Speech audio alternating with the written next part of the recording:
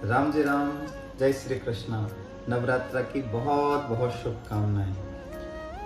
आप लोग जिन दिनों का बहुत बेसब्री से इंतजार करते हैं, नवरात्रा आने वाले हैं, नवरात्रा आने वाले हैं। कोई उपवास करेंगे, कोई तीर्थ यात्रा करेंगे, कोई जप तप साधन करेंगे, कोई पूजा करेंगे, कोई माला जप करेंगे। ऐसे अलग अलग प्रकार से अपने इष्ट को रिझाने का ये जो इंतजार है वो नवरात्रा के लिए हरि भक्तों को विशेष रूप से रहता है।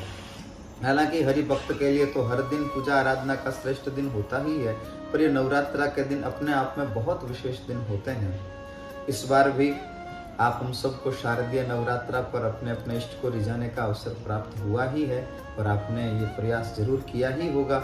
किसी ने अखंड नवरात्रा का उपवास करके, किसी ने घर में अखंड ज्योत रख के, किसी ने नवान पारायण का पाठ करके, किसी ने राम रक्षा स्तोत्र का पाठ करके, किसी ने सुंदरकांड के पाठ करके, किसी ने गणेश संकटनाशन स्तोत्र के पाठ करके, किसी ने नारायण कवच के पाठ करके, किसी ने गुरुवाणी के पाठ करके, किसी ने माला जप करके, किसी ने सेवा करके, किसी ने कुंवारी बालिकाओं को प्रसाद करवा के, किसी ने अपने माता पिता की सेवा करके, किसी ने अपने माता पिता को तीर्थ यात्रा करवा के, विलग विलग प्रकार से आप लोगों ने नवरात्रा के उत्सव को संपन्न किया है। आज नवरात्रा का आखिरी दिन, 9वां दिन, जिसको हम लोग भाषा रूप में राम नवमी भी कह सकते हैं। हालांकि राम जी के जन्मोत्सव वाली नवमी तो वो चैत्री में आती है, पर ये राम नवमी जैसा ही है क्योंकि ये नवमी तिथि है। आज जो माँ के अलग अलग रूपों की पूजा होती है, उसमें जो माँ का रूप है, उस माँ के रूप का नाम है माँ सिद्धिदात्री। माँ सिद्धिदात्री के ये रूप धारण करने के पीछे भी अनेक प्रकार की कथाएं हैं। एक जगह ऐसा वर्णन आता है, एक राक्षस था महिषासुर, तो माँ को महिषासुर मर्दनी भी कहा जाता है। तो उस राक्षस के भयंकर प्रकोप के कारण सब देवता बहुत परेशान थे। तो देवता सब महादेव से प्रार्थना करने के लिए गए। तो महादेव ने कृपा भरी दृष्टि से देवताओं की तरफ देखा, तो उस कृपा शक्ति से देवी का ये रूप प्रकट हुआ, जिसको माँ सिद्धिदात्री कहा जाता है। माँ ने प्रकट होकर प्रसन्नता से सबकी तरफ देखा, तो जब माँ की दृष्टि सब पर पड़ी तो सब में विशेष प्रकार के गुण, विशेष प्रकार का तेज, विशेष प्रकार की सिद्धियां स्वतः ही प्राप्त हो गई। तो सिद्धि देने वाली जो माँ है उसका नाम है सिद्धिदात्री, जिसने माँ सिद्धिदात्री ने महिषासुर राक्षस का वध भी किया। अब अगर खाली वध ही करना होता तो माँ अपने एक त्रिशूल से ही वध कर देती, लेकिन सबको सिद्धि प्राप्त हो जाए, सब सिद्ध हो जाए, इस भाव से माँ ने ये रूप धारण किया। तो माँ का नाम सिद्धिदात्री है। अलग अलग पुराणों में ये भी वर्णन आता है कि ब्रह्मा विष्णु महेश को भी जो शक्ति प्राप्त हुई वो माँ सिद्धिदात्री की कृपा से प्राप्त हुई। अब अलग अलग पुराणों में अलग अलग बातें हैं, तो कहीं आपके मन में अलग अलग प्रकार के सवाल ना पैदा हो जाए। किसी में तो विष्णु जी को बड़ा बताया, किसी ने शंकर जी को बड़ा बताया, किसी में ब्रह्म को बड़ा बताया, और अब आप कह रहे हैं कि माँ से प्राप्त हुआ। हालांकि तत्वतः सब एक ही है, पर नवरात्रा के अनुसार आज माँ सिद्धिदात्री की पूजा, आज 9वां दिन है। कई लोग अखंड नवरात्रा करते हैं, उपवास करते हैं, कई लोग एक समय भोजन प्रसाद पाते हैं, और कई लोग प्रथम और आखिरी दिन का करते हैं। तो आज आपके आखिरी दिन का उपवास होगा।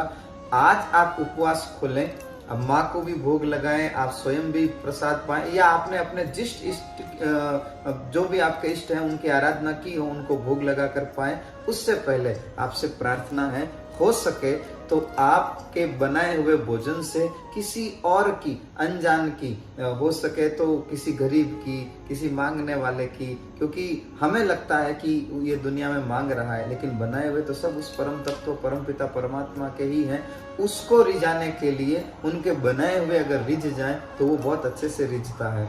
तो हो सके तो आप स्वरूप के भोग लगाएं, या अपना उपवास व्रत पारणा करें, खोलें, या आप जब भोजन करें तो कोशिश कीजिएगा आपके घर में आपके उपवास को विराम देने के लिए जो भोजन बना है उससे किसी और की भी भूख मिट जाए, तो फिर ये आपका नवरात्रा का उत्सव महोत्सव बन जाएगा। अब आप अगर भगवान ने आपको योग्य बनाया है, आप किसी के लिए कुछ सेवा कर सकते हैं, तो सेवा करते हुए नवरात्रा के उत्सव को संपन्न करें। और कोशिश ये करें कि आपने 9 दिन में जो भी सत्कर्म किया है तो एक बात निवेदन करता हुआ चलूं, आपको कितनी जमेगी, कितनी पसंद आएगी या कितनी समझ आएगी मुझे नहीं पता। आपने जो भी जप तप सेवा अनुष्ठान किया है उसका कुछ भी फल मांगिएगा मत, न माँ से, ना हनुमान जी से, ना राम जी से, ना श्याम जी से, या जो भी आपके इष्ट हैं। आपने जो भी किया उसके बदले में भगवान से कुछ मत मांगिएगा, बस केवल उनको समर्पित कर दीजिएगा कि माँ या हे प्रभु, हे हनुमान जी महाराज, हे गुरुदेव, या जो भी आपके इष्ट हैं उनको मैंने ये अनुष्ठान किया है और ये मेरी तरफ से आपके चरणों में समर्पित है। बदले में कुछ भी नहीं मांगना, बस आपके चरणों में समर्पित है। आपकी कृपा बनी रहे। मैं आपकी कृपा का दास हूँ, मैं आपकी कृपा का याचक हूँ, मुझे आपसे कुछ नहीं चाहिए। हम जब कुछ मांगते हैं इष्ट से तो हमें उतना ही मिलता जितना मांगते हैं, और हम इष्ट की शरण में चले जाते हैं तो फिर मांगने की आवश्यकता नहीं, हमारी पूरी जिम्मेदारी वो अपने हाथों में उठा लेते हैं। तो ये भाव रहे, अब सौंप दिया इस जीवन का, सब भार तुम्हारे हाथों में, हे जीत तुम्हारे हाथों में और हार तुम्हारे हाथों में। इसी भाव के साथ अपने इस नवरात्रा के उत्सव को महोत्सव बनाइए। आप भी प्रसन्न रहिए, औरों की प्रसन्नता का कारण बनिए। फिर एक बात निवेदन करूं, वजह बन सको तो किसी के घबराहट की वजह मत बनो, वजह बन सको तो किसी के मुस्कुराहट की वजह बनो। भगवान ने, आपके इष्ट ने आपको मौका दिया है, तो आप किसी की मुस्कुराहट की वजह बने, जिससे आपका ये 9 दिन का किया हुआ अनुष्ठान सफल हो जाए। आनंद से रहें, प्रसन्नता के साथ अपना जीवन यापन करें, और आपके जो इष्ट हैं उनके दास बनकर बड़ी प्रसन्नता के साथ जीवन यापन करें। इन्हीं भावों के साथ नवरात्रा की फिर से आप सबको बहुत बहुत शुभकामनाएं। राम जी राम, जय श्री कृष्ण।